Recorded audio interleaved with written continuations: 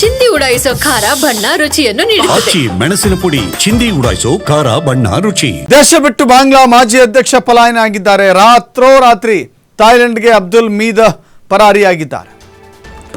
ಬಾಂಗ್ಲಾದೇಶದಲ್ಲಿ ಆಗಾಗ ರಾಜಕೀಯ ಅರಾಜಕತೆ ಸೃಷ್ಟಿಯಾಗ್ತಾ ಇರುತ್ತೆ.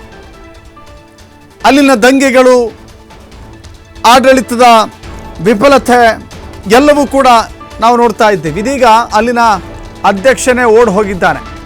ಅಬ್ದುಲ್ ಮೀದ್ ಪರಾರಿಯಾಗಿದ್ದಾರೆ. ಕೊಲೆ ಕೇಸಿನಿಂದ ಬಚಾವಾಗಲು ಅಬ್ದುಲ್ ಥಾಯ್ಲೆಂಡ್ಗೆ ಪರಾರಿಯಾಗಿದ್ದಾರೆ. ಬೆಳಗಿನ ಜಾವ 3 ಗಂಟೆ ಸುಮಾರಿಗೆ ವೀಲ್ ಚೇರ್ನಲ್ಲಿ ಎಸ್ಕೇಪ್. ಅಬ್ದುಲ್ ಹಮೀದ್ ಪರಾರಿಯಾದಂಥ ದೃಶ್ಯ ಸಿಸಿಟಿವಿಯಲ್ಲಿ ಸೆರೆಯಾಗಿದೆ.